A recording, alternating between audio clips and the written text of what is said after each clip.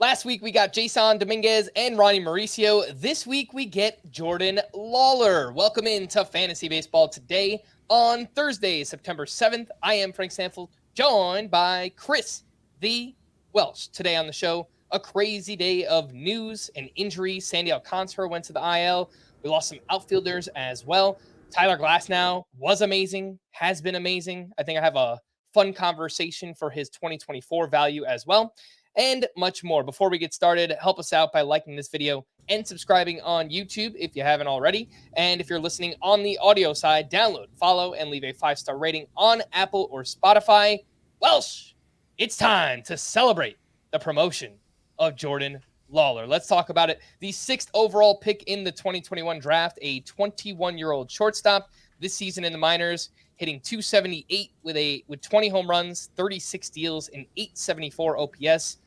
A little cup of tea at AAA, 16 games there where he hit .358, 5 home runs, 3 steals, a .1050 OPS. He's 27% rostered. He's got 7 games next week with the Dbacks. Welsh, where did Jordan Lawlar rank in your top 100 prospects? And what size leagues would you be looking to add him in fantasy? Lawlar is 4, 5. I don't have it up. He's been top 5 the entire year. He doesn't move a whole lot for me. Just I'm more stubborn. I'm a tiny bit more stubborn with prospect stuff than I think some people. So like if I feel confident, it's like this is the talent of the person, then I don't want to make big, crazy, aggressive moves if they struggle, just in different spots. And he's had his moments. He had his moments from a batting average perspective in AA, but he had 33 stolen bases in AA, cut his strikeout percentage in the PCL, 4-game multi-hit streak, hitting 600 in September. Jordan Lawlar, he's that dude. I mean, he's almost a 20-40 minor league season, hits the ball really hard. He's got sneaky power. He's going to be aggressive on the base paths, plays really good defensively. And it's a funny thing because, Frank, as you know, I do a lot of shows. The last 48 hours, I just felt it in me that I wanted to be very vocal about Jordan Lawlar. And I know it's like LOL at this point when I do this with Diamondbacks and stuff like that. But I just felt very vocal that it's like, hey, listen, the Diamondbacks were a game out. And they had a shortstop in Nick Ahmed who couldn't hit a $150. He was hitting under .05 for the last, I think it was like the last 10 games. I mean, it doesn't matter. He's been atrocious completely across the board. Perdomo, it's been all right, but he hasn't been great, hitting .250 since August 1st, or in the month of August, hitting like a $111 going into today in September. He's been struggling. So it just made sense. If they're going to be competing, why would you not bring this guy up who's absolutely destroying the minor leagues and is the future? And then they did it. They did that today. Torey Lovullo announced that he is going to start 100% of games versus lefties. They said they're going to try to get him in other spots. And they also said, because apparently I didn't even know this, the game prior, this was like what the hell is that, Monday? I don't even know what today is, Frank. He had played third base. And Lovullo confirmed that third base is something he might do and probably will do on days where they want, they've got a righty in, they've got Perdomo at shortstop. They might put Lawlar in there to get him everyday at bats. He is going to be the future shortstop for this team.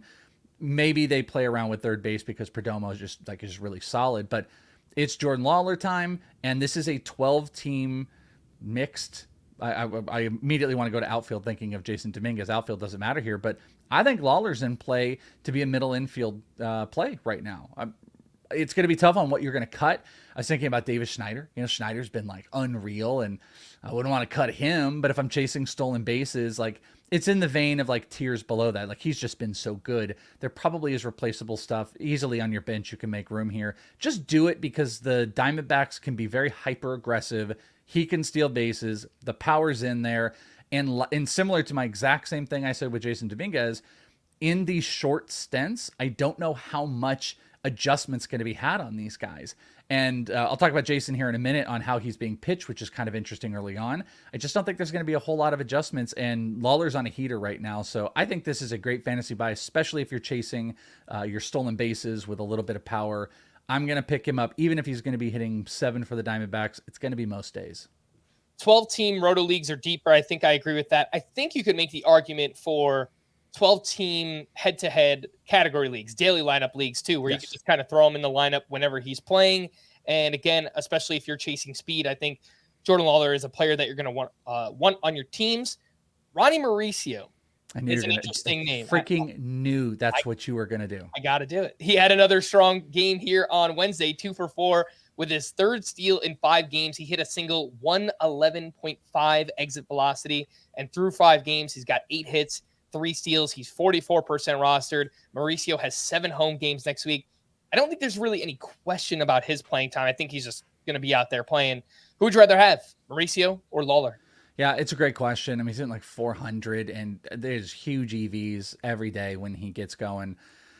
I mean, I'm going to say, like, from this point on, I'm going to take Lawlar. I think they're going to play about the same playing time. I really think it's going to be hard-pressed that we're going to have multiple days without Lawlar in there. I don't think it's going to be a Ceddanne Rafaela situation where we're like, shucks, really wish he could get him some playing time. Like, he's going to be out there. Mauricio's a stud, and it's probably way closer, but I'm going to go back to like my evaluation of Jordan Lawlar is a top 5 prospect. Mauricio is not quite there. I think there's some more swing and miss in his game, and I actually kind of thought there might be more playing time issues there, and it doesn't really seem to be the case right now. I think it'd be super tough to drop Mauricio for Lawlar. That's one where someone's going to get some butthurt feelings if it doesn't work out, and they're going to be like, you told me to blah, blah, blah, but I personally would go with Lawlar. I would go with Mauricio. Maybe it's just because of what you said about the playing time. I guess there's a chance that Lawlar could just sit a little bit more than Mauricio. And just to be clear, Lawlar is a much better prospect than Mauricio. So from like a dynasty and a keeper league perspective, that's not what I'm talking about. Like, Lawlar is the higher prospect, pedigree, all that. He has a higher upside. But I think for rest of season this year, I'm going to go with Ronnie Mauricio over Jordan Lawlar. It is very close, though. Mason Wynn. I think this one's probably not as close. He went 1 for 5 with his first career home run. It's been a rough start for him so far. 16 games, batting 161, 1 homer, 1 steal. I assume you're going Jordan Lawlar over Mason Wynn. Yeah, definitely 100%. I'm gonna go with Jordan Lawlar. This to me is similar to my approach with Jasson Dominguez, where we're like, all right, Parker Meadows or Jason, like Rafael or Jason. Like, Lawlar is gonna be the guy I'm gonna go with because this is equivalent to if Jackson Holiday were to come up.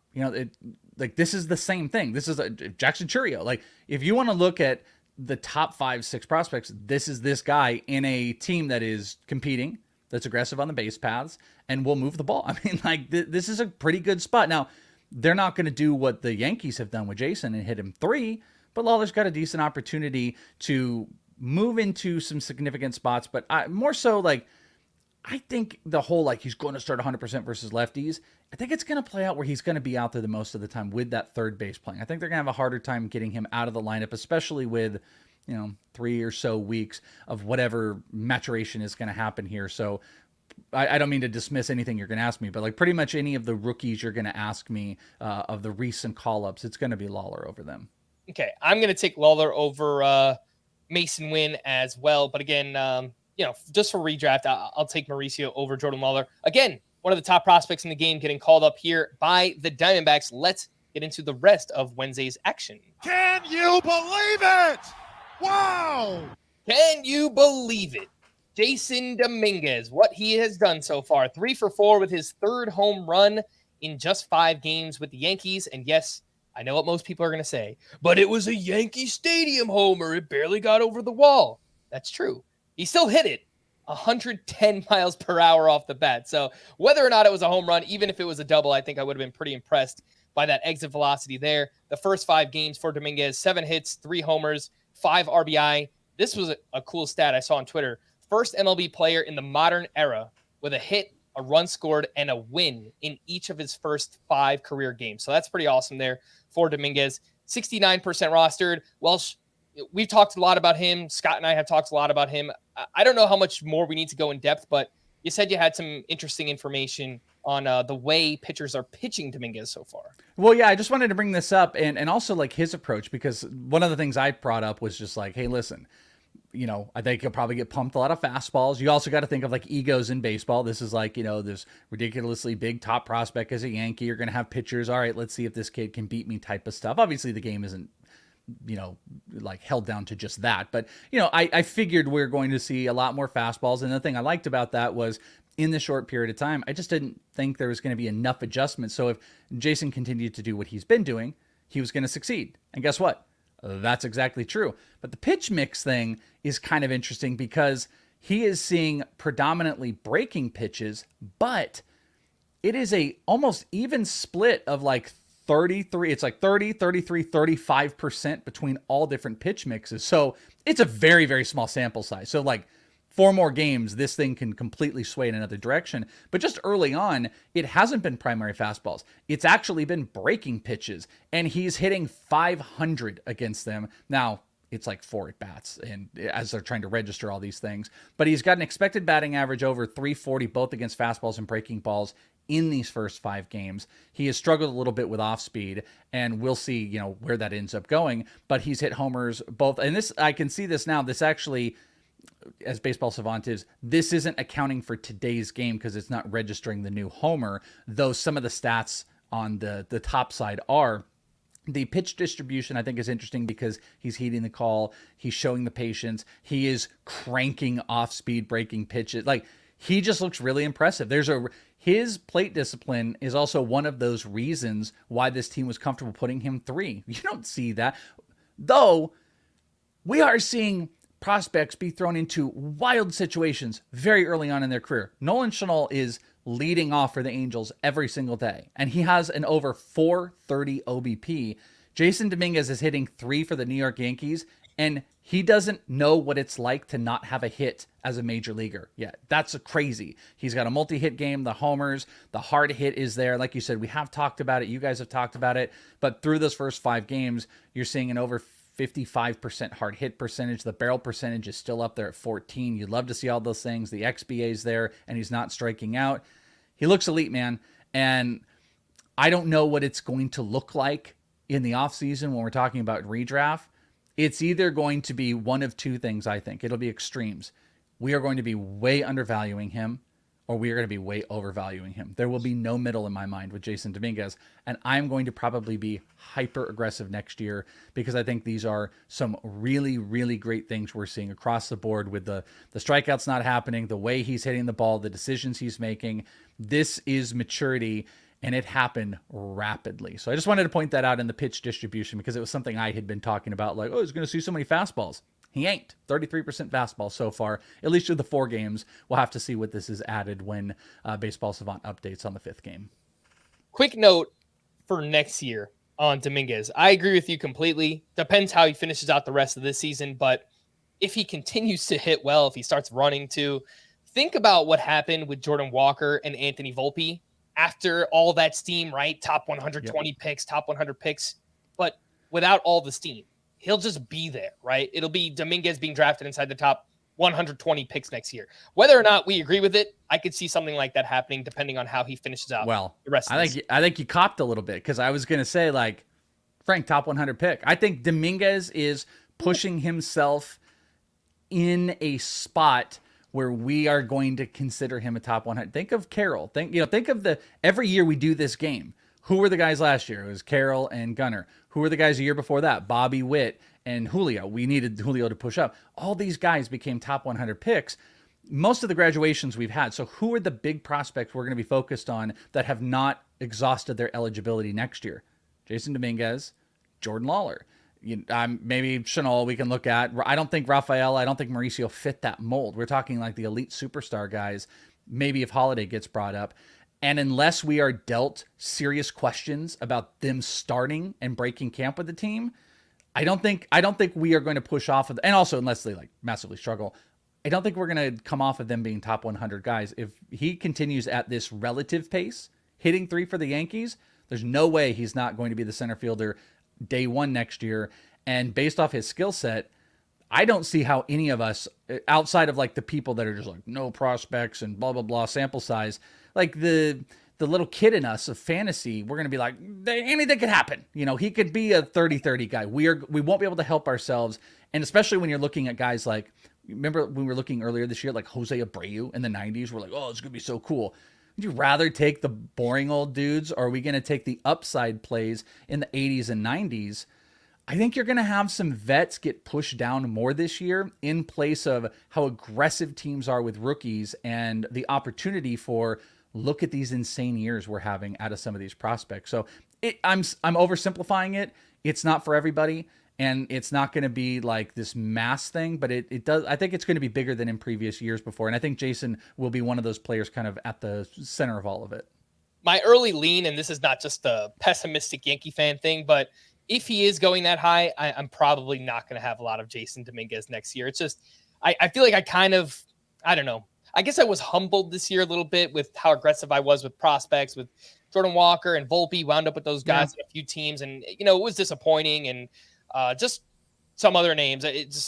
I feel like I'm forgetting some guys. Walker's the big one. Like I'm also Miguel Vargas was one that I was like, we were all super excited for. And look at how that worked out. It's like a 6-letter word now for Vargas. Yeah. And I want to point out, like, I'm not saying I'm going to do it or I'm trying to be the conductor of backing that train. I'm just saying it's going to happen. Like it's going to happen. Like it's going to happen. That's going to be the conversation. Also take what he's doing right now and then go and put like steamer projections on low K rates, high hard hit rates, good barrel percentage, monster minor league numbers, and you tell me that we aren't going to get spit out when you and I are sitting drinking those Scottsdale Blondes that I introduced you to next year, when we're not doing that in November and we look at those steamer projections and you're going to see like 20, and there's going to be adjustments too, because how embarrassing everybody projected Corbin Carroll. You're going to see like 22 homers, 28 stolen bases with a 270 batting average or something like that, and everyone will lose their mind. So I'm not saying I advocate for it, but that is what is going to happen in some capacity. And that's like you. Like I might be out. That's why I said it might be too much where I get out, because I'm not the biggest take all the prospect guys. And I don't mean I'm making this so much about next year, but I tend to shy away. But if you give me value, Jasson is going to be one that I'm not going to make it quite Corbin Carroll-ish, but he's putting himself in a very good position. Let's bring it back to this year. And I mentioned there were a lot of injuries on Wednesday, and we did have some with Corbin Carroll. It's kind of a bittersweet day, I guess, for Dbacks fans, but sounds like he's going to be good. You were reading me some quotes beforehand that looks like he'll be in the lineup over the next couple of days, so should be fine. But he was diagnosed with a right wrist contusion after getting hit by a pitch twice on Wednesday. Adolis Garcia left with right knee discomfort. That could potentially be a big loss. Jorge Soler was placed in the IL with a right oblique strain, and this is more so for deeper leagues, but I have some 5 outfielder leagues with Andrew McCutchen. He was placed in the IL with a partial tear of his left Achilles. He'll be in a walking boot for the next 6 weeks. So Jasson Dominguez, I think, is in this mix in terms of replacements. The other two names that Scott and I have talked about a lot recently, Seiya Suzuki, who is red hot. He had that little mental break in early or mid-August, and since then, the dude has been on fire. He's 73% rostered. And Nolan Jones, 67% rostered. He's been running lately. The Rockies have 7 home games next week, so obviously I think we're pretty excited about that. Welsh, how would you rank those replacements? Seiya Suzuki, Nolan Jones, Dominguez. Oh man, I got this, like the exact Seiya Suzuki, Nolan Jones one came to me today.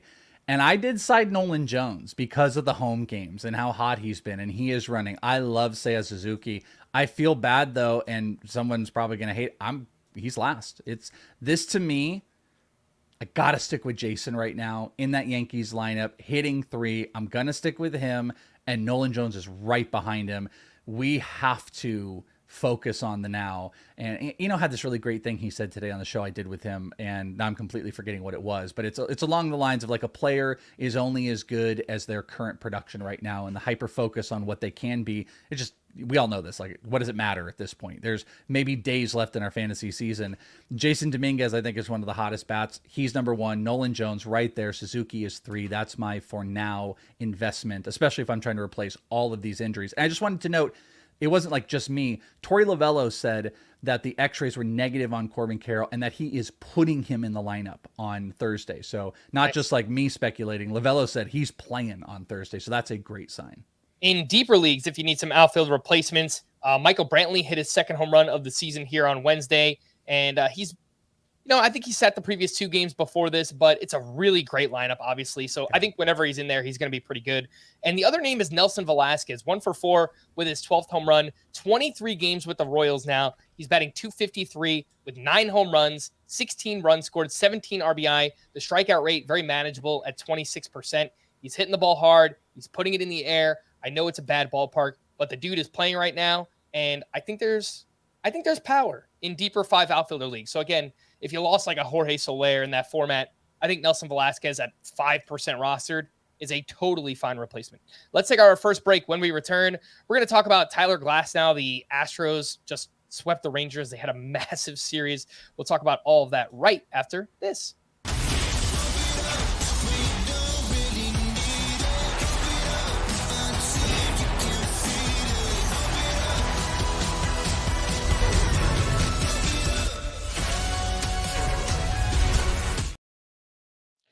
Welcome back into Fantasy Baseball. Today, my player of the night is Tyler Glasnow. He tied a career high with 14 strikeouts against the Red Sox. He allowed just 1 run over 6 innings. He had 22 swinging strikes on 103 pitches, 11 on the slider, 6 on the fastball, 5 on the curve. The slider was up 1.3 miles per hour in this start. And Glasnow has been incredibly consistent this year. 3 earned runs or fewer in 15 of 17 starts. 6+ strikeouts in 16 of 17 starts. He's got a 3.07 ERA, a 1.02 WHIP, 12.1 K per 9, 51% ground ball rate, 17% swinging strike rate. Tyler Glasnow does pretty much everything you could ask for from a skills perspective for a starting pitcher. The only knocks on him, he does give up some hard contact and the injuries. He's yet to throw more than 111 2/3 innings in a major league season. And I posted this question on Twitter, and it's completely hypothetical. Nobody can guarantee how many innings Tyler Glasnow is going to throw next year. But I thought it was a pretty fun one. If I can guarantee you Glasnow throws 150 innings next year, where should he go among starting pitchers? Because I think there's an argument that him and Spencer Strider are in a category of their own when it comes to skills right now. Your thoughts? Oh, man, that's such a good one.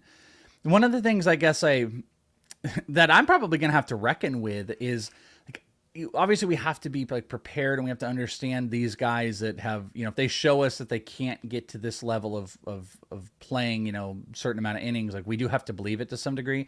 But I also become a little injury agnostic sometimes, where it's like, I do want to make the bets on the most talented players. And if you give me 150 innings out of Glasnow, you're going to get 200 plus strikeouts. You're probably going to get 250. And I think it's hard to argue that he's not a top 3 SP if he gets 150 plus innings. The only problem here, though, and he's getting a pass, is this feels very DeGrom-esque. This feels, I'm like a DeGrom guy. I'm sitting here, I'm like, hey, he's the best pitcher when he pitches. This feels very DeGrom-y, and it just blows up in our face. So I with you, the experiment, it is Strider number 1. I think I would still go Cole number 2, just because we know he's going to eat innings. I don't have to play hypotheticals. There are things with Strider right now that are a little bit concerning, but his strikeout numbers are just absurd. And then it's probably Glasnow if you give me 150. But, say like the same thing back to DeGrom. Like, if you got 150 out of DeGrom, you would say he's the number 1 pitcher in the game. We just know it's not going to happen. I had a similar question to and I said it off air to you. Glasnow or Brandon Woodruff, and those two were like going right near each other in some recent drafts. Because I think if you take pure talent, it's Glasnow as a top 3 or 4 pitcher, but we have to bring it back. So now if you're talking about building in some of that concern, it is kind of like where DeGrom was going as like pitcher 9 or 12 or somewhere between like 7 and 12. Glasnow is going to fit in that world. If he finishes out strong, I think we are going to blind ourselves next year, and we're going to do something silly because of his numbers. Because if you want to talk about pitchers that can do silly things, it's Strider, and I think it's Glasnow. I'm trying to think of like who else does the silly, 13, 14 strikeouts on any given night, relatively consistency. It's those 2 guys. So we might do something silly, but if you're baking it in, how about bake it in against a guy that has been great for years, has had some injury issues as of recent, in Brandon Woodruff, who's got a 2.7 ERA or a 2.3 ERA and I think a 2.7 expected ERA. versus a guy Glasnow with those strikeouts? Like, what side would you want? I think it's a great question. And I was just looking at both pitchers. They're both 30 years old, Glasnow and Brandon Woodruff. They both have dealt with injuries recently. I think the answer might actually be Woodruff, just because more recently he's shown that he could throw more innings in a season. Like we saw a near 180 inning season out of him in 2021. So I might lean that way. And again, this is just an experiment, but you won't have to draft Glasnow as a top 3 starting pitcher next year. This was just if I told you he was getting 150 innings. People are still going to bake in that injury risk, which they should. And I think he's probably going to be drafted more like a top 10 to 12 starting pitcher. So that's just kind of where my early draft mind for next year is going. But man, in terms of just skills, let me read this off for you from Glasnow. Yeah. Among starting pitchers with 90 innings this season, he's second in K per 9. He's first in FIP. He's first in XFIP. He's second in K minus walk rate. He's second in swinging strike rate. He's actually first in FIP and XFIP ahead of Spencer Strider. So just to put that in perspective. Yeah, I'm looking. He has, of 90 innings or more, he has the second best K percentage in all of baseball. You said K per 9, so you're gonna guess it's gonna be there. But it's a second bet, 31.7%. It's above Ohtani. It's above Gausman. And he has got a better walk percentage than Strider, but Strider has this absolutely absurd, 38 K percentage. Their ERAs are almost mirrored. He's got a little bit higher of a SIERA than Strider right now. So and actually, looking at this, of all the top K percentage guys in the top, dude, this is wild. I mean, the innings are a little bit low. I'm looking at a top 30 leaderboard, and Glasnow has the second best SIERA of anybody in the top league leaders in K percentage. I mean, it's a 3.18 SIERA. Name a pitcher that's not Strider, and they don't have a better SIERA. It doesn't matter who you throw out. Gausman, Ohtani, Cole has a 3.67. So, yeah, I mean, you draft off of the potential, the high end. If it works, Glasnow's the guy. The only problem is, I feel like we might be stacking those players up. I know Scott had this really interesting tweet he put out. You guys should check it out. Our beloved Scott White, who's not here tonight. He put out about the pitcher. God, what was the exact of it? It was talking about the glob, and it was like the pitchers with 19 plus point performances, and then are averaging 19 plus points, and then it was like it was 1, and then there was like 14 to 16 or something like that, and there was less than the year before, and then it's just massive his glob of pitchers that scored between like 12 and 14 points per game, and it was this huge glob. And the only thing I worry about is, not only do we have this big old core glob, and someone's passed out now from me saying glob so many times, but also not only are we getting those guys, we're stacking players that have what ifs on their names. We are continuously stacking them. It is Glasnow. It is Woodruff. It is DeGrom. I mean, not next year. We're continuously stacking these what if problems. Sandy Alcantara, now what if. Strider's almost getting a little what ify. And that's the balance of what you're going to do between taking the risk early and just saying, screw it, I want the best upside because they're all messed up, or I don't want to touch this and I will get this big old group of pitchers that don't have big variations. Here's the exact tweet from Scott White.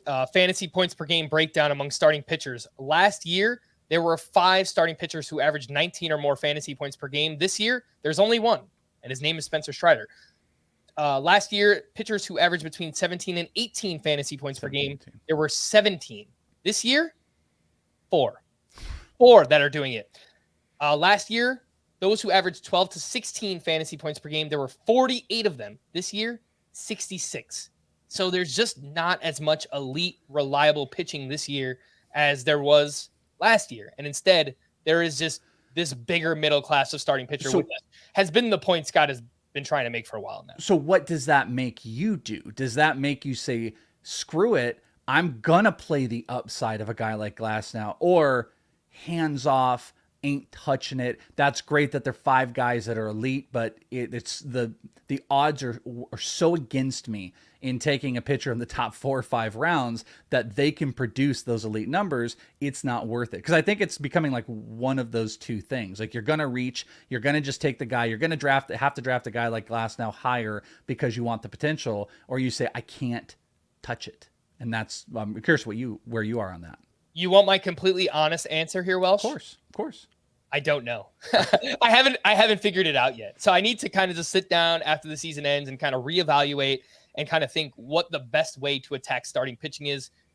For anybody interested, there is a way too early 2024 mock draft that is going on right now. It's a slow draft. 15 different Tout Wars participants are in this draft, and I had picked 12 out of 15, and I started my team. Wait for this, because it's the only time you're going to hear it. There's no way this is going to happen next year. Freddie Freeman and Jordan Alvarez. There's just no way that that's going to happen for next season. So, again, like everyone's brain is kind of scrambled, and we're trying to figure out what's happening for next season. But we are 29 picks in. There have been 3 starting pitchers drafted. Spencer Strider, Garrett Cole, and Luis Castillo just went at pick 28. So it looks like people are going to be waiting on starting pitching, at least in this early draft. I tweeted out the link if anyone wants to go check it out. Let's quickly talk about Spencer Strider, who got crushed by the Cardinals here on Wednesday. 2 2/3 innings, 6 runs allowed, 5 strikeouts, only threw 65 pitches in this start. The problem for Spencer Strider, where he gets in trouble, are these starts where he walks too many and he gives up hard contact. His fastball got crushed in the start. 97.9 exit velocity against. He's now up to a 3.83 ERA, and a lot of people are going to say, well, look at that ERA. How can you talk about Strider as an elite pitcher? Well, like I mentioned with Glasnow was second in a lot of those categories, right? Spencer Strider's number 1. He's first in K per 9. He's actually third in FIP. He's second in XFIP. He's first by a mile in K minus walk rate, and he's first by a mile in swinging strike rate. So from a skills perspective, Spencer Strider, I think, is still the best pitcher in baseball. But frankly, it is frustrating that we get these kind of blow-ups as often as we have this year. You would love to see just work in a couple more change-ups. He hit through 54 four-seam fastballs, and I don't have the number in front of me of how many were outside the zone. But what I can tell you is there was a 0 swing percentage against fastballs outside of the zone. So there was not a single swing. They had a dead red read on his fastball, and that's not good. We don't have time for it. I could probably look at like the chart from the game on where those fastballs were, but that's been kind of like a common thing. If the fastball's not working, the changeup or the sliders are less effective. That was something Brandon Pfaadt dealt with. This is a true 2-start pitcher with a dominant fastball. Nothing was swinging outside the zone, so he's got to be effective. He's got to pound it, and I just wish there was a way that he could maybe add just a little bit of variation into it. But, they were being picky here for a guy that's going to strike out 300. Yeah, I do think there's a chance that the workload is kind of adding up too. He's up to 162 innings this year, and last year he was at 131 2/3, so he's already 30 past that. He's probably going to make another, 5-6 starts before, probably 4 or 5 before the season ends, and then he's got the postseason too. It's going to be interesting to see how he bounces back, because I do think the workload is a big part of what's happening with Spencer Strider right now as well. Want to quickly talk about the Houston Astros, who just swept the Texas Rangers in a massive series there in the AL West. And the Astros, I saw this stat, the first team in MLB history to score 12-plus runs and hit 5-plus homers in 3 straight games. There's 16 home runs in the series against the Rangers. They're most in a series in franchise history. Here on Wednesday, the Astros put up 12 runs on 14 hits. Jordan Alvarez, 1 for 3 with his 25th homer. Michael Brantley, I mentioned earlier, he hit his 2nd home run, a name you could look at in deeper leagues. Chas McCormick hit his 20th home run. And Jose Abreu had a monster game, 3 for 5 with a double dong, one of those home runs, 113.3 exit velocity. He had 7 RBI in this game. And now over his last 9 games, he's got 10 hits, 4 homers, 17 RBI. 17 RBI in the last 9 games for Jose Abreu. He's back in the top 100, Frank. He's back. We're back. We're taking him again. It's so funny that I was talking about him like that. Yeah, I mean, what a complete collapse that the Rangers are showing us right now too. The injury, they can't stay consistent. It's like Marcus Semien is on, everybody else is off. Verlander has been really inconsistent as well, and he just found it in this game. I kind of thought, to be honest with you, it might have swung the other way going in, that Scherzer might have been consistent. couldn't be further from the truth. Verlander had his stuff going again. This is a frustrating thing to see, but it is a phenomenal time to be rostering any Astros you can. And that further the point of what you talked about with Michael Brantley, why, just ride the coattails. Brantley always been a really good points league player, but throw him out there right now as well to ride that streak because the Astros have got something going. You want to hear something awful, Welsh? No. Well, I'm going to tell you anyway.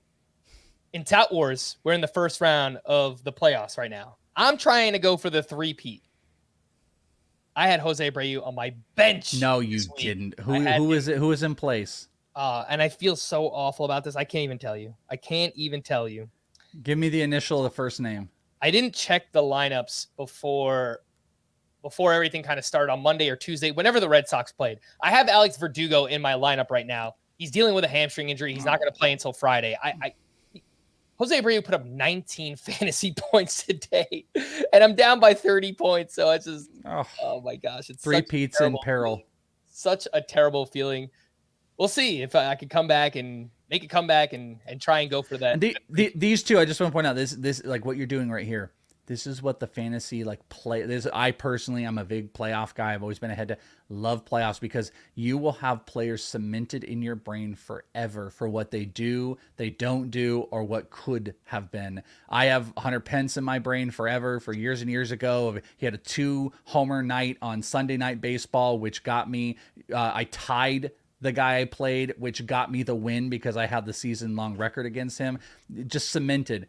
For not great reasons, Jose Abreu, if you don't three-peat and you lose by, let's say, 18 points, you might always remember what could have been. And I can't even blame him. It's just my own fault for not noticing Verdugo was out of the lineup the other day. And that's it. That's the way the cookie crumbles.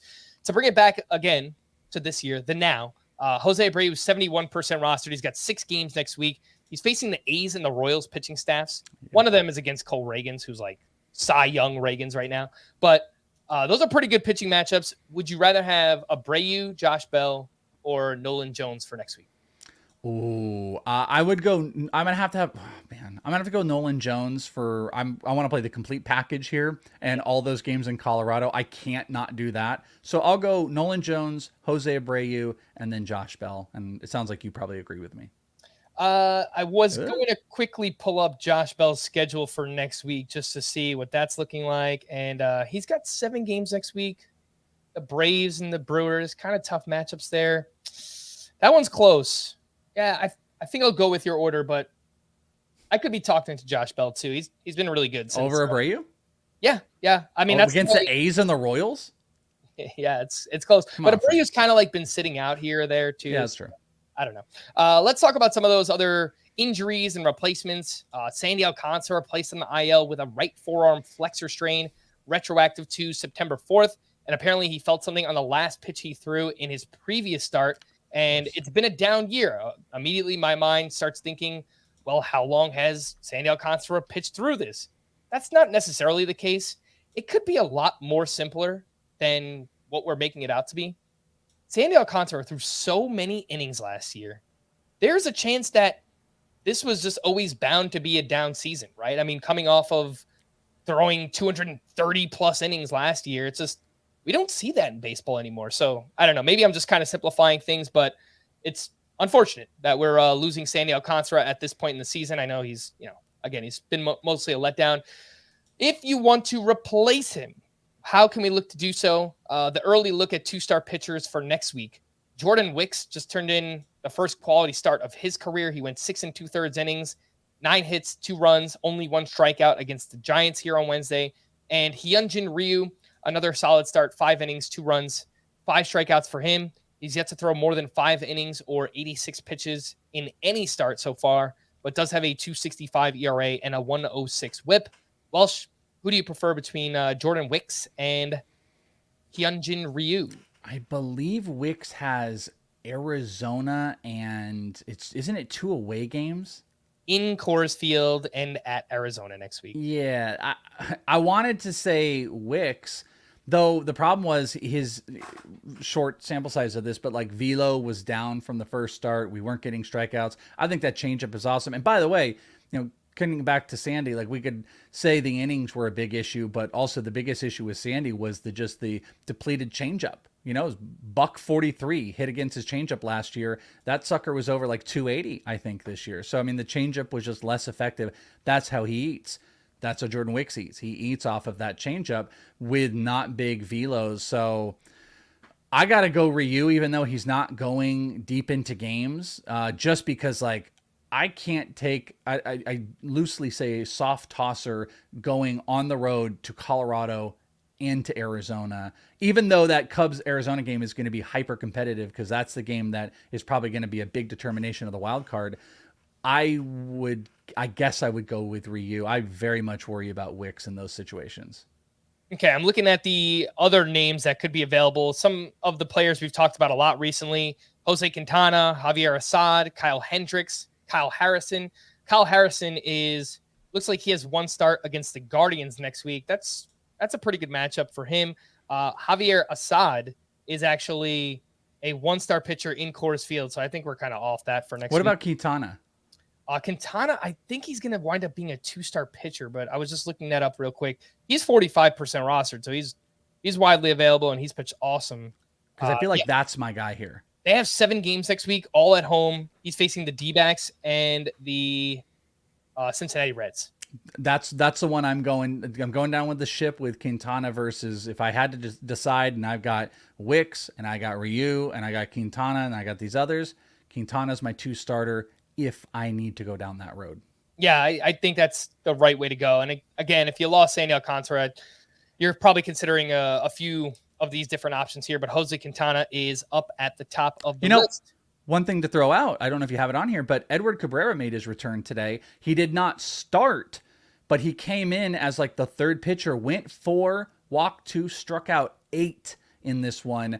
That might have been enough with this injury for Alcantara for him to get revved back up and maybe another opportunity.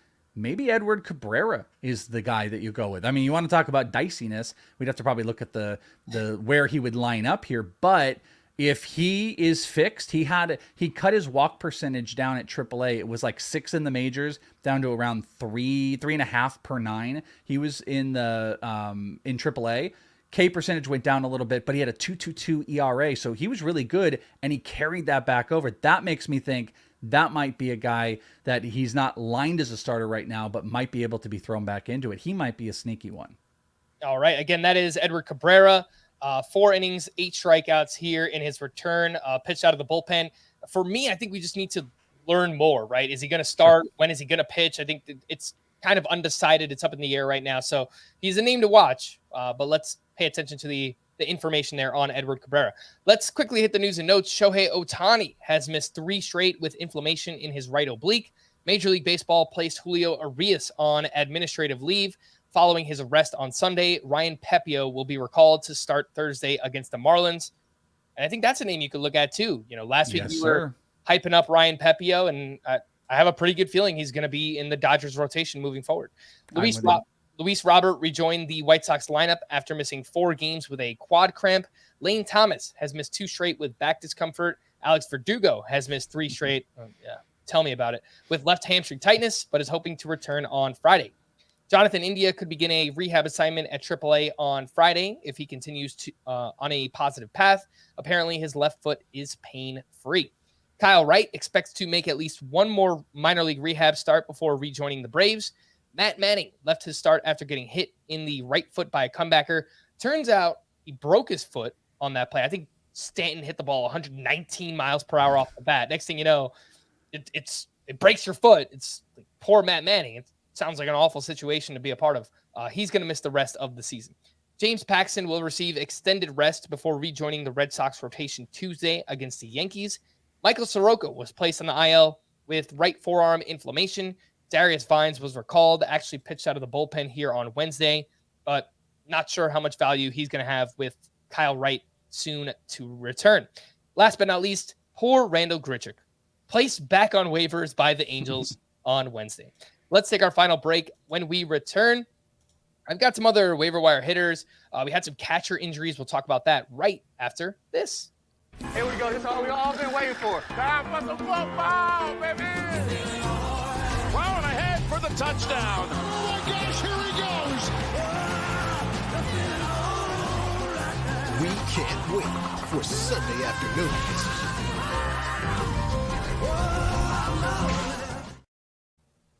Welcome back into Fantasy Baseball today. And for those watching us on YouTube, you probably just saw our NFL promo. Welsh, by the time people are listening to this podcast, the football season is getting ready to start.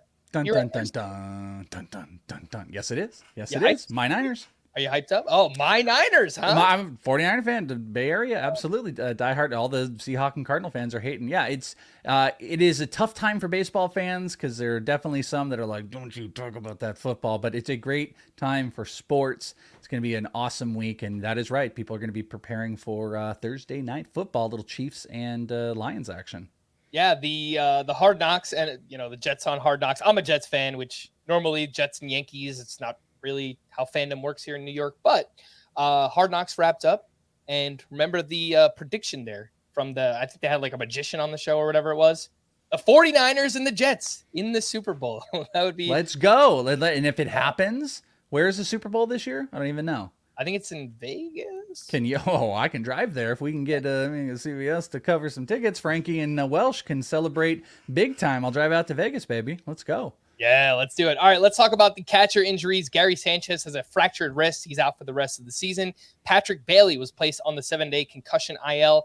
I highly doubt you were relying on these two in a one-catcher league, but if for some reason you were, you can go out and look for Mitch Garver, Keibert Ruiz, and MJ Melendez. They're all under 70% rostered. If you play in a two-catcher league, I think Gabriel Moreno and Bo Naylor are fine options right now, the way that they're hitting. And in deeper two-catcher leagues, you've got Austin Wells and Renee Pinto. Oh, he's been starting for the Tampa Bay Rays. Let's talk about Lance Lynn. Time to drop him again? I feel like we've had this conversation, 10 different times this year. Groundhog's Day. 4 2/3 innings. He was at the Marlins. 7 hits, 8 runs, 3 homers allowed. He's now allowed 15 earned runs over his last 2 starts. He's still 94% rostered. Welsh, did we drop Lance Lynn again? Okay. The positive is they need him. They need pitchers. They need bodies. They're falling apart over there. Clayton Kershaw is a disaster. Velo down almost 3 everywhere, saying that he's not fully right. They're bringing up Pepio. So, you can trust that Lynn is going to continue to be out there. So that's good. The problem is I don't see any of the consistency. He's the type of guy, he might have just single-handedly ruined your playoff run if you're going here. And coming back to it, here's the other thing. Look at the pitchers we were just talking about that are available. Those stink. So if you can find a good matchup and if there's a good streaming option, I would say Lance Lynn is easily cuttable for a serviceable streaming option.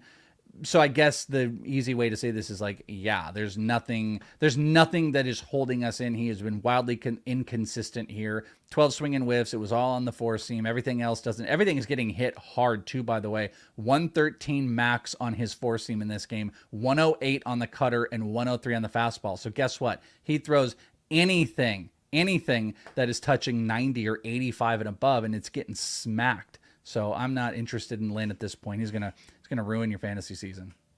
The problem is for next week, he's in line for 2 starts. He's facing the Padres and the Mariners, but how can you have any confidence, right? Those aren't good matches. I thought you were going to be like the A's and the Royals, like we talked about. I'm like, hey, that's sweet. I don't want that. No thanks. Yeah, I think I would take Jose Quintana in his 2 matchups over Lance Lynn for next week. Let's talk about a few other waiver wire hitters here. J.P. Crawford continues to hit well, 1 for 5 with his 15th home run. He added 3 RBI. Now in the second half, he's batting .308 with 7 homers, a .440 on base percentage, and a .961 OPS. He's 65% rostered with 6 home games next week. Welsh, are you taking J.P. Crawford over Jordan Lawlar and Ronnie Mauricio? I knew you were going to do that. This is just not going to be probably liked, but no, he's awesome. JP Crawford might be the epitome of he's just an awesome real life player, and he's so much more valuable. This is nice. These things are nice, but I'm going to go for bigger counting sets, even though I know I'm saying this and it's 7 homers in the second half. That's been great. OBP's there. It's going up against the Dodgers, which might not be ideal early on if you're looking at next week. I am going to play the upside of Lawlar over Crawford, but I would also note that maybe there's another option you can do. Mauricio, Lawlar, Crawford, Mauricio. That's my rank. In a points league, I'll put JP Crawford at the top of the list. Agreed. In a categories league, I actually think I would put Mauricio at the top of the list. And then, yeah, it's tough. I mean, Crawford's just playing so well. If you need speed, I would probably go Lawlar. But if you're just looking for, like, I don't know, batting average and runs scored and like a little bit of pop, I think I'd probably take JP Crawford. You're going to get more bats at Crawford hitting higher in the lineup. So you got that. The 2 second baseman on the list, Brandon Lau, 1 for 3 with a walk and his 19th home run. 109 exit velocity. He hit it 416 feet. And I hadn't noticed this, but since returning from the IL in early July, Brandon Lau has played pretty well. 266 batting average, 10 homers, 33 RBI, 4 steals. He's only 73% rostered. It's interesting. I just thought it would be much higher for some reason. And Davis Schneider, who we talk about basically every day, 1 for 2 with 2 walks and his 7th home run, has hit 2nd, 3rd, or 4th in 8 straight games for the Blue Jays. He's played 20 games with them so far. He's batting .385 with a .512 on-base percentage, 7 home runs, a 1358 OPS. He's 56% rostered. You know, as good as Brandon Lau has played, I think I have to take Davis Schneider because he's just been better. Yeah, and things I didn't think I would think in September is I would have I remember David Schneider coming up, and you hate when you do it, but sometimes you get like that. I was just very dismissive, like, oh, you know, that's cool. This is the cool opportunity for Schneider. Let's see what goes. And then it has been nothing short of consistent. 20+% barrel percentage, hard hits there. He's making an impact at every point in the game. And like you said, here's the big important part. He's hitting in really important spots in the lineup in what is, still that Blue Jays solid lineup. So yeah, I would go with Snyder here over Lau. I'm not the biggest Brandon Lau guy. I love the comeback. I just think he's just wildly inconsistent, and I just don't want to do that. So it is Snyder over Lau, but surprising on all ends. It's that Lau has gotten better, and that I am picking Snyder. All right, let's hit some leftovers here. We'll start with the pitchers. Zach Wheeler dominated against the Padres, 6 shutout innings with 7 strikeouts and 19 swinging strikes. He's made 10 starts in the second half, a .260 ERA, and a .82 whip. You want to talk about somebody who will be ranked inside of the top 10 starting pitchers next year? It's Zach Wheeler. Justin Verlander bounced back after a rough outing at the Rangers, 7 innings, 2 runs, 6 strikeouts with 14 swinging strikes on 100 pitches. And Gavin Williams, wild but effective against the Twins, 5 innings, 1 hit, 1 run, 4 strikeouts, 4 walks, and he has a .334 ERA with a .126 whip so far in his major league career. Welsh, any thoughts on Gavin Williams, Verlander, and Zach Wheeler? Nothing. I mean, Wheeler's is consistent. Verlander still has me a little bit edgy, but that offense is so good, and how he performed today just makes you feel a little bit better. The Gavin Williams one is interesting because I got this question today, and I was like, I don't feel confident about where he's been and where he's going. And it was still, like you said, it was kind of wild. He did throw a couple really nice sliders. One in particular, it was a strikeout on a left-handed hitter, which, you would think he might have played the other. So I thought he was pitching backwards a little bit, which I'd like to see. But I think the confidence is kind of lost, and that was against a team that is kind of wildly swinging in Minnesota. So all of this to say, I don't feel great about Gavin Williams. It is a very start-to-start basis, and it's probably going to be where I'm at in my own categories or points or whatever. At points leagues, I'm probably a lot more comfortable throwing him out there in, losing negative point starts. But in roto and head-to-head categories, I'm a little bit more dicey, and I'm going to take it start-to-start with him. Earlier on, we spoke about the Astros offense and all this crazy stuff they did here on Wednesday. Who were they going up against? Max Scherzer. He was crushed following his forearm injury. He left with that injury in his previous start. He allowed 7 runs over 3 innings. He gave up 3 homers in this one. The velocity in the pitch mix looked mostly fine from what I saw, but gave up a lot of hard contact. He's up to a .391 ERA, a .113 whip. And I know this sounds crazy this time of year. It's just people are going to say, oh, start your studs. First of all, Scherzer he's been pretty inconsistent this year. I don't know that we can call him a stud. He's got 2 starts next week. He's at the Blue Jays. He's at the Guardians. But he's kind of pitching through this injury right now. I think it's an interesting conversation for next week. Boy, I don't want to be like start your studs because you're 100% right about like where Scherzer's been, but again, I just don't think what is out there gives you choices unless you're playing in a 10-team league. I think you got to get him out there. I think you got to push him out there. You got to hope that he's going to be able to push back on it, unless you have got the way you can manipulate your starts. You know your roster better than we do. If you can manipulate and what's out there that you can avoid it, Frank might be right. Like, you might want to like pay attention a little bit more to Scherzer than just blindly throwing him out there. But this is a tough situation and something you should register in the back of your mind when drafting next year about these type of players that when push comes to shove and you invest in them in the top 100 and you can't even play them at this time. We really, whether that's rookies or pitchers that are wearing down, it do seem like we got a lot of 35-plus-year-old pitchers that are wearing down here in August here, Frank. Clayton Kershaw, Max Scherzer, Justin Verlander, something we need to pay more attention to because what are we doing? It's great that they got us here, but then when they're leaving when it's most important, that ain't going to do it. Let's talk about some hitting leftovers. I got a bunch of names here. Welsh, if there's anyone you want to jump in on, just feel free to do so. Willy Adames coming on late in the season, 2 for 4 with his 23rd home run in his last 17 games. He's hitting .281 with 5 homers and 17 RBI. Cody Bellinger did it again, 2 for 4 with his 24th home run. He's batting .321. He's got 19 steals, .920 OPS. This offseason, there's obviously huge storylines. Shohei Ohtani, does he have surgery? What does his contract look like? I think Cody Bellinger is one of the more intriguing storylines this offseason. Where does he go? What kind of contract does he get? I mean, dude, has anybody made more money in like a 6-month span than Cody Bellinger is going to? Like in the year over year, I'm trying to think what's a player this year in any sport that has gone from what that projected would have been at the beginning of the year, which was garbage, to what he's going to get $200+ million contract or something crazy. He's going to get something crazy. That guy has made himself so much money. You hold the .321 batting average. We do have to pay much closer attention. And next year drafting is going to be fascinating with him.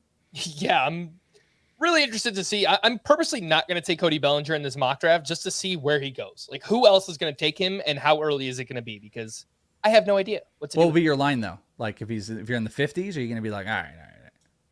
It's a 15-team league. I will not take him with one of my first 4 picks. So if he comes back to me at pick 72, yeah, I'd probably consider him there. No way. No.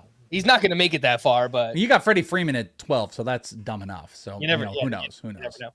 Kyle Schwarber remains locked in, 2 for 4 with his 41st home run, and in his last 18 games, he's batting .302 with 11 home runs and a 96-mile-per-hour average exit velocity. I feel awful. There's nothing I want more than for him to not hit 200. I just want him to hold that sub 200 batting average with not only the 30, but the first ever to do 40 homers. And he is fighting against it so hard. That might be the most exciting race at the end of the year. It's not the playoff run and who makes it. Is will Schwarber hit 200? I will be locked in every single day for it.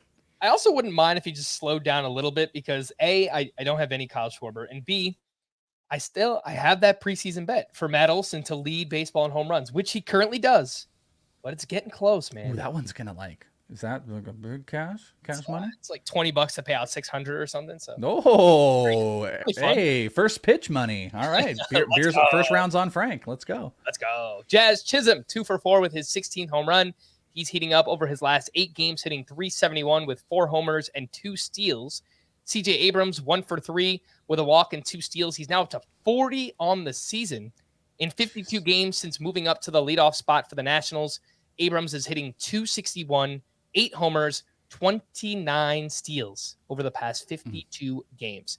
Nolan Gorman, 1 for 4 with a Gormo. Like, what was that? Gorman, Nolan Gorman, huh? Yeah. Please tell me more.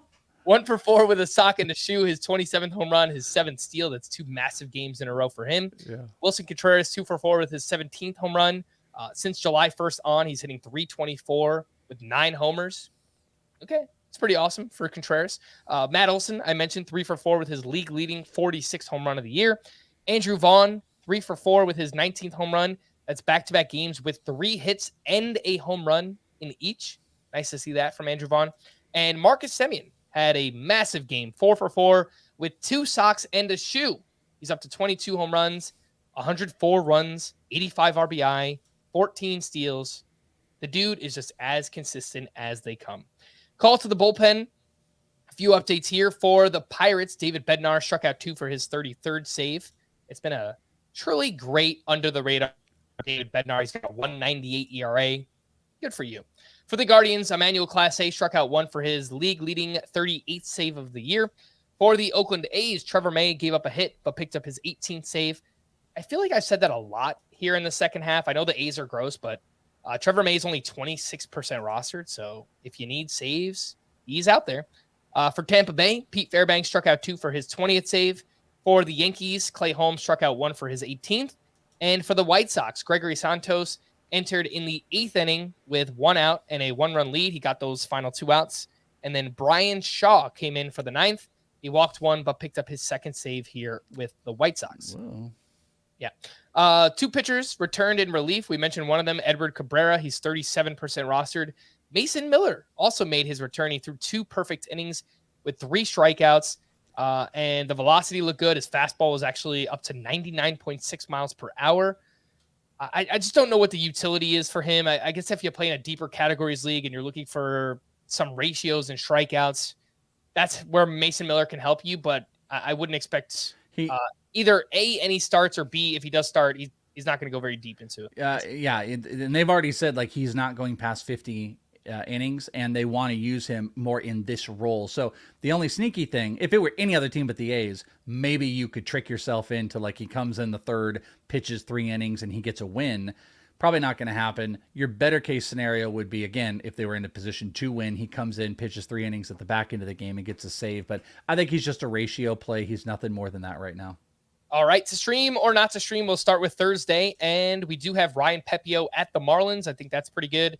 I also think Javier Assad against the Dbacks is fine. And Griffin Canning against the Guardians is also fine. Pepio and Griffin Canning for me. Pepio probably at the top of the list. Well, no, Pepio. Yeah, I would go Pepio and then Griffin Canning. Those are the only 2 that I would want to touch. On Friday, I'm looking at Christopher Mike Clevenger versus Detroit. Got to keep doing that one. Dude, he gave up 8 runs against the Tigers last time out. But I got to go back. We got to go back. It's 1 start. He was put on waivers. All right. Christopher Sanchez against the Marlins, I think it's pretty good. And Kyle Harrison against the Rockies in San Francisco. I think that's... Oh, yeah. In San Francisco, I'm down with that one as well. Yeah, so we're looking at... I would probably rank it Sanchez, Harrison, and then Clevenger in that order for those 3. You had... I would go... Oh, you know what? Yeah, maybe I'm with that. I mean, I think Clevenger might be the best out of here, but obviously he got lit up that he's a little bit more volatile. You know what? I'm going to go Colorado. I'm going to go Harrison, Clevenger, and then Sanchez, but we agree on the dudes. I'll give a shout out to Reese Olson against the White Sox too. He pitched well against them last time out, and he's done some interesting things. So if you're in a deeper league, I think Reese Olson is fine. We're going to wrap there for the Welsh. I am Frank. Thanks as always for tuning in to Fantasy Baseball today. Please make sure to follow and leave a 5-star rating on Apple or Spotify, and we will be back again tomorrow. Bye-bye.